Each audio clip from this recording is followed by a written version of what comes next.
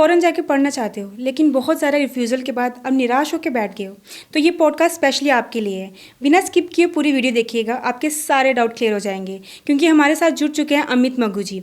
नमस्ते सर। नमस्कार मैम, मैं अमित मग्गू A&I इमिग्रेशन से। मैं लास्ट 10 सालों से इस इंडस्ट्री में हूँ। मैं स्टडी वीज़ा एक्सपर्ट हूँ, PR एक्सपर्ट हूँ और रिफ्यूज़ल एक्सपर्ट हूँ। सर मेरा सबसे पहला क्वेश्चन आपसे ये है कि बेस्ट जो वीज़ा है, स्टूडेंट वीज़ा, वो कौन सा है जिसके लिए बच्चों को अप्लाई करना चाहिए? मैम आजकल जो फील्ड बूम कर रही है वो 4 ऐसी फील्ड हैं। अगर बच्चा साइंस, टेक्नोलॉजी, इंजीनियरिंग और मैथ इस फील्ड में से है और इस फील्ड्स के आगे कोर्स लेता है तो उसके लिए बहुत बेटर अपॉर्चुनिटीज़ है किसी भी इंटरनेशनल स्टडी के लिए। Okay sir. तो सर जैसे मेरी बैचलर्स हो चुकी है और मुझे मास्टर्स के लिए अप्लाई करना हो तो उसके लिए क्या बेस्ट ऑप्शंस होंगे मेरे लिए? अगर बच्चा मास्टर करने के लिए जा रहा है तो उसके लिए आज के लिए यूरोप, फ्रांस, जैसे यूरोप में फ्रांस है, ठीक है, मास्टर के लिए बहुत अच्छा है। UK है, USA है, मास्टर के लिए बहुत अपॉर्चुनिटीज़ हैं उसके लिए वहाँ पे। सर बेस्ट कौन सा रहेगा इन सब में से? आई थिंक फ्रांस में अगर आप मास्टर करना चाह रहे हो तो बहुत बेटर है। हमारे पास 200 यूनिवर्सिटीज़ हैं पूरे यूरोप में, जिसमें फिनलैंड भी आता है, ठीक है, लग्जमबर्ग भी आता है, दुनिया का सबसे सुंदर देश स्विट्ज़रलैंड भी आता है, ठीक है। तो आप वहाँ पे कहीं भी जा सकते हो। यूरोप में बहुत अच्छी अपॉर्चुनिटीज़ हैं मास्टर के लिए तो खासकर। और लाइक जैसे आप बोल रहे यूरोप हो गया, तो मतलब मैक्स टू मैक्स कितना खर्चा आ जाएगा एक स्टूडेंट को अगर उनको वहाँ पे मास्टर्स करनी हो तो? मैं अगर मास्टर में जा रहे हो आप यूरोप के लिए, मास्टर डिग्री के लिए 7,000 यूरो से लेकर 9,000 यूरो होता है, ठीक है। बाकी depend on university to universities होता है। एंड सेकंड आपकी कौन सी कंट्री चूज़ करते हो, बिकॉज यूरोप बहुत बड़ा है जिसमें 44 वैसे होती हैं, और अगर शंकन एरिया की बात करो तो 26 कंट्रीज वैसे ही आती हैं। ओके तो आपके पास सबसे ज़्यादा बच्चे किस कंट्री को लेके आते हैं, मतलब कि उनका फर्स्ट जो प्रेफरेंस होता है वो कौन सी कंट्री होती है? मैम आजकल तो कनाडा सबसे पहले बच्चों की फर्स्ट, जितने भी पंजाब और हरियाणा के बच्चे आते हैं उनकी फर्स्ट प्रेफरेंस कनाडा होती है, ठीक है। अब UK बहुत कर रहा है, उसके बाद लास्ट 2 सालों से 3 सालों से बच्चों का जो रुझान है, ठीक है, UK की तरफ हुआ पड़ा है। और USA आई थिंक, जो मेरा अपना एक्सपीरियंस कहता है कि USA बहुत अच्छा है बच्चों के लिए अगर वो स्टडी करना चाहते हैं बाहर। तो सर जैसे पहले ना बच्चों की फर्स्ट प्रेफरेंस कनाडा होती थी, सब वहीं जाना चाहते थे, हर तीसरा बच्चा बोलता था कि मुझे कनाडा शिफ्ट होना है। लेकिन अब ना पिछले कुछ सालों से बच्चों की प्रेफरेंस चेंज हो रही है, तो आपको क्या लगता है इसका रीज़न क्या हो सकता है? मैम रीज़न बहुत सारे हैं वैसे तो। अभी पोस्ट वर्क परमिट जब से बंद हुआ है बच्चों के मन में डर पैदा हो गया है कि अभी भी कनाडा जाना चाहिए कि नहीं जाना चाहिए। बट आई थिंक ऐसी कोई बात नहीं है। अगर आप जा रहे हो, गवर्नमेंट यूनिवर्सिटी ले रहे हो, क्योंकि पहले क्या था प्राइवेट कॉलेज थे, वो प्राइवेट कॉलेज गवर्नमेंट की तरफ से बंद हो गए जिसमें पोस्ट वर्क परमिट नहीं मिलता। बट अगर आज आप सरकारी कॉलेज जा रहे हो, पोस्ट वर्क परमिट मिल रहा है तो बेटर अपॉर्चुनिटीज़ है, कोई ऐसी बात नहीं है। बट अभी भी सम आओ कुछ लास्ट 1 और 2 ईयर से लोगों का रुझान इसलिए चेंज हो गया क्योंकि UK बहुत बूम कर रहा है, ठीक है। तो UK भी जाना चाहते हैं लोग जिनके आइलेट्स में मार्क्स कम होते हैं या विदाउट आइलेट्स जाना जाते हैं। तो आई थिंक UK भी बहुत बढ़िया अपॉर्चुनिटीज़ है। ओके तो मेरा आपसे ये सवाल है कि लाइक मैं एक सिंगल चाइल्ड हूँ, ठीक है। तो अगर मुझे फ़ॉरेन जाना होता है ना, मुझे ये लगता है कि मेरी फैमिली को मैं अपने साथ लेके जाऊँ, तो ऐसा कुछ मेरे लिए पॉसिबल हो सकता है कि मतलब कि मैं अपने साथ साथ मेरी फैमिली का भी PR करवाऊँ? मैम हमारे पास बहुत अपॉर्चुनिटीज़ हैं ऐसी, ठीक है। अगर आप कनाडा जाना चाहते हो, कनाडा में आप चाहते हो कि आपके साथ साथ आपकी फैमिली भी को भी PR मिले, तो आई थिंक हमारे पास बिजनेस वीज़ा होता है जिसमें 30 और 40 लाख रुपए की इन्वेस्टमेंट अगर आप करते हो तो आपके साथ साथ आपकी फैमिली भी PR हो सकती है। 30 और 40 लाख में मतलब फुल फैमिली को PR हो सकती है वहाँ पे? ईजी होता है मतलब? हाँ, वो इन्वेस्टमेंट वीज़ा है, आपकी इन्वेस्टमेंट होती है। वो 30-40 लाख रुपए आप किसी पे खर्च नहीं रहे हो, आपकी इन्वेस्टमेंट हो रही है उसकी, ठीक है। उसको बिजनेस वीज़ा बोला जाता है। और ऐसी बहुत अपॉर्चुनिटीज़ हैं कनाडा में, और यहाँ पे एजेंटों को पता ही नहीं है क्योंकि उनके पास वो PR के वो है ही नहीं, उन्होंने PR की नॉलेज कम है उनके पास। ऐसी बहुत है चीज़। आजकल ना ये स्कैम बहुत हो रहा है, पता है। मतलब एजेंट्स ना पैसे ले लेते हैं लेकिन बाद में मना कर देते हैं कि आपका वीज़ा नहीं लगा, ये हो गया वो हो गया। बहुत सारे लोगों के साथ ये स्कैम हो रहा है। इवन मेरा कोई नोन था, उसके साथ भी ये हुआ। तो आप इसमें क्या कहना चाहोगे कि इसमें किसका फॉल्ट होता है, बच्चों का कि एजेंट्स का?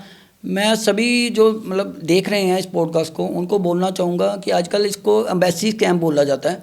एजेंट क्या करते हैं कि किसी भी कहते हैं कि टूरिस्ट वीज़े के लिए या वर्क परमिट के लिए या आपका स्टूडेंट वीज़ा के लिए, कभी भी आप अपनी एम्बेसी अपने अकाउंट में से पे करो, और अपने अगर क्रेडिट कार्ड से अपने क्रेडिट कार्ड से पे करो, नहीं तो उसकी स्लिप आपके पास होना चाहिए। अगर हमारे पास आप आते हो, आप टूरिस्ट वीज़ा लगा रहे हो, आप स्टूडेंट वीज़ा लगा रहे हो, या किसी तरह के भी वीज़ा लगा रहे हो, आप एम्बेसी फीस अपने जेब में से भरो, हमें सिर्फ उसकी स्लिप चाहिए होती है, उसके अलावा हमें कुछ नहीं चाहिए होता। ओके। आपने अभी टूरिस्ट वीज़ा की बात करी, तो मतलब ये भी एक इशू ही होता है, मतलब जब हम वीज़ा लगाने जाते हैं वो लोग कहते हैं कि आपको कोई ट्रैवल हिस्ट्री नहीं है, लाइक मैंने कभी ट्रैवल नहीं किया, तो अगर मुझे ऐसा कुछ करना हो, ट्रैवल में अपना वीज़ा लगवाना हो, तो ऐसा कुछ पॉसिबिलिटी है कि मेरा कोई हिस्ट्री ना हो फिर भी? मैम बिल्कुल ऐसा होता है और ये मिथ है कि आपकी बिना कोई ट्रैवल हिस्ट्री होगी तभी आपका वीज़ा लगेगा। ऐसी कोई बात नहीं है। बिना ट्रैवल हिस्ट्री के, बिना ओल्ड फंड के हमने भाई बहुत सारे वीज़े लगवाए हैं और हमारे पास एक्सपीरियंस है इस चीज़ का। किसी भी टूरिस्ट कंट्री, किसी भी कंट्री का टूरिस्ट वीज़ा आप without travel history, without old fund अगर आप हमारे पास आते हो, हम उसका वीज़ा लगवा के देंगे। अभी कैमरे के पीछे हमारी बात हो रही थी सर से, तो सर ने बताया था कि एक बच्चा था जिसके ऑलरेडी 4 से 5 रिफ्यूज़ल आ चुके थे, तो वो बच्चा सर के पास आया और सर ने उनका जो प्रॉब्लम था वो सॉल्व किया था। सर आप प्लीज़ वो थोड़ी स्टोरी बता सकते हो कि कैसे हुआ? हाँ जी, हाँ जी मैम। मैम एक्चुअली जब मैं नया नया इंडस्ट्री में आया था अभी, ठीक है, मेरा इंडस्ट्री में अभी मैं एंटर नहीं हुआ था, बट मेरे इंडस्ट्री में आने का एक ही रीज़न है कि हमारे साथ कुछ ऐसा हुआ था, लाइक मेरी फैमिली में एक बच्चे के साथ जिसके आप लगा लो कि 96% मार्क्स थे and he is a topper in class. वो क्लास में अपनी टॉपर था, ठीक है, कॉमर्स स्टूडेंट था, आइलेट्स में बैंड बहुत अच्छे थे, बट समहाउ क्या होता है कि एजेंट को नॉलेज कम होती है। एजेंट हमारे यहाँ पे क्या करते हैं, जिसको नॉलेज कम है वो उनको पता ही नहीं होता कि बच्चे का स्ट्रीम कौन सा है, उसको कोर्स कौन सा देना चाहिए। क्योंकि एक +2 वाला बच्चा जो होता है, +2 वाले बच्चे को कुछ नहीं पता होता। अगर आज की डेट में हम +2 वाले बच्चे क्या करता है, वो 10th के वाला +2 करता है, उसने बाहर की लाइफ नहीं देखी होती and he is not a educated. As a agent आपका फर्ज बनता है कि आप उसको गाइड करो कि आपकी कौन सी। तो उससे क्या हुआ कि उसके एक बंदे ने किसी की जगह फाइल लगवाई उसने, एक रिफ्यूज़ल के बाद स्टडी वीज़ा लगवाया, फिर सेकंड टाइम रिफ्यूज़ल, फिर थर्ड टाइम रिफ्यूज़ल, और फोर्थ बार उसने क्या किया, एक 18 साल का बच्चा था। एजेंट क्या करता है, जब स्टडी वीज़ा में रिफ्यूज़ल आ गई, फिर उसको क्या बोलता है, तेरा टूरिस्ट वीज़ा लगा देते हैं कि कुछ ना कुछ तो कमा ही लेंगे, ठीक है। और 4 रिफ्यूज़ल के बाद मैम होता क्या, उस बच्चे वो बच्चा डिप्रेशन में चला गया, ठीक है।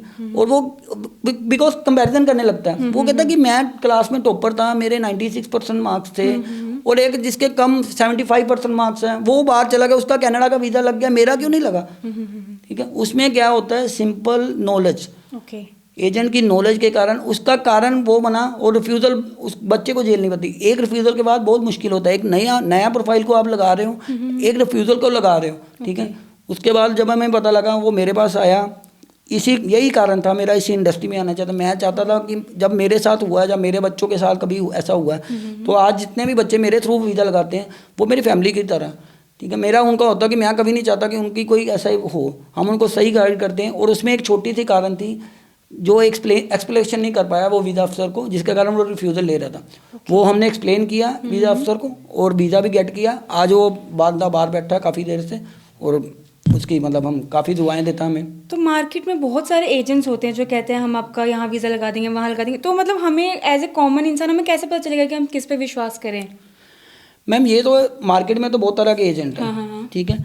फर्स्टली तो आप देखो कि आप किस बंदे के साथ जा रहे हो, उसकी मतलब जब आप उससे मिलने जाते हो, ठीक है, वो क्या कह रहा है, उसके एक्सपीरियंस से पता लग जाता है आपको, उसकी बातों से पता लग जाता है, ठीक है। अगर आप हमारी बात करो, ठीक है, अगर आप मेरे पास आते हो, स्टडी वीज़ा लगाना चाहते हो, तब भी मेरे पास बहुत ऑप्शन है, ठीक है। आप यूएसए, अब मैं यूएसए की एग्जांपल देता हूँ, ठीक है। अब यूएसए में लोग डोंकी लगा के पता नहीं कितने लाखों रुपए खर्च रहे हैं, और जान का खतरा डाल के वो डोंकी लगाने जाते हैं। मैम यूएसए में वैसे भी जाया जा सकता है, अगर B1 B2 वीज़ा हैं, अगर आप एक्सपर्ट के पास जाओ, ठीक है, उसके थ्रू भी आप वीज़ा ले सकते हो। हमारे पास बहुत ऐसी ऑप्शन है, ठीक है, तो उसके थ्रू भी वीज़ा ले सकते हो। सर आपने अभी डंकी की बात करी, बहुत सारे बच्चे होते हैं जो ऐसे ही बाहर चले जाते हैं, वो मर जाते हैं, आधे जेल हो जाती है, तो मतलब आप मुझे बताइए कि आपके पास आके ऐसे बच्चों को क्या फ़ायदा हो सकता है, मतलब आप ऐसा क्या करोगे कि उनको इस सब चीज़ों को फेस ना करना पड़े? मैम वहाँ पे एक्सपीरियंस काम आता है आपका, ठीक है, कि एजेंट किस लेवल का है, कितना उसके पास एक्सपीरियंस है। अब मैंने बताया कि एक मिथ बनाया हुआ है लोगों ने कि टूरिस्ट वीज़ा लेना है तो आपके पास ट्रैवल हिस्ट्री है तो टूरिस्ट वीज़ा लो। अब सपोज कर लो एक बंदे ने, उसकी तो ट्रैवल हिस्ट्री कभी बन ही नहीं पाएगी। आप खुद ही सोचो कि एक नया बंदा आता है, ठीक है, वो पहली बार वीज़ा लगाना चाहता है, और हर बार आपको ये बोला जाए कि ट्रैवल हिस्ट्री हो ना, वो कभी बाहर जा पाएगा ऐसे तो। इसलिए हमारे पास अगर आप आते हो, हमारे पास बहुत ऐसी ऑप्शन है, वहाँ पे हमारा एक्सपीरियंस काम आता है, वहाँ पे हमारे डॉक्यूमेंट काम आते हैं कि हम कैसे काम करेंगे, कैसे फाइल लगाने का तरीका एक वो एक्सपीरियंस के साथ आता है, वो किसी ऐसे बातों में नहीं आ सकता। यही मतलब कारण है कि हम अगर सक्सेसफुल हैं, अगर हमारे पास लोग आते हैं, क्योंकि एक तो हम उसको सही गाइड करते हैं, सेकंड प्रोफाइल पे देखा जाता है कि किस तरह का प्रोफाइल है, उसको कैसा, कहाँ, कौन सी कंट्री सजेस्ट करनी चाहिए, यही सबसे बड़ा कारण है मैम। Okay sir. सर मेरा एक लास्ट और बहुत इंपॉर्टेंट क्वेश्चन है कि अगर बच्चे ने आईलेट्स नहीं करी है तो फिर पॉसिबल है कि वो बाहर जा सकता है विदाउट आईलेट्स? बिल्कुल मैम, ये पॉसिबल है। अगर आप यूके जाना चाहते हो, यूएसए जाना चाहते हो, विदाउट आइलेट्स भी जा सकते हो आप। ओके। बहुत अपॉर्चुनिटीज़ है वहाँ पे। अगर आप विदाउट आइलेट जाना चाहते हो, बहुत अपॉर्चुनिटीज़ है। मतलब ऐसा तो नहीं होगा वहाँ जाके जॉब ना मिले, काम ना मिले, ऐसा कुछ? नहीं नहीं, उसको स्टडी वीज़ा पे जा रहा है मैडम। ओके। यूके जा रहा है या यूएसए जा रहा है, विदाउट आइलेट जा रहे हैं, उसका कुछ यूनिवर्सिटी वाइज मतलब दी जाती है कि हाँ भाई बच्चा अच्छा है और ठीक है, उसने आइलेट्स नहीं की या मतलब वो नहीं की, बट ये बात नहीं है कि वो स्टडी वीज़ा पे जा रहा है। वो अगर अपनी मतलब ग्रेजुएशन पे जा रहा है या मास्टर करने जा रहा है, जो भी जा रहा है, ठीक है, अगर वो विदाउट आइलेट जा रहा है, उसके बाद सेम वही अपॉर्चुनिटी रहेगी जो एक दूसरा बच्चा विद आइलेट जा रहा है। अगर आपको कोई भी कन्फ्यूज़न है स्टडी वीज़ा, टूरिस्ट वीज़ा या किसी भी वीज़ा को लेके, तो नीचे दिए गए नंबर और एड्रेस पे आप कांटेक्ट कर सकते हैं। सर आपकी सारी कन्फ्यूज़न दूर कर देंगे, आप सर से आके मिल सकते हैं। थैंक यू सर, अपना टाइम निकाल के इतना हमें इन्फॉर्मेशन देने के लिए। होप हम फिर से मिलेंगे। Thank you sir. Thank you ji.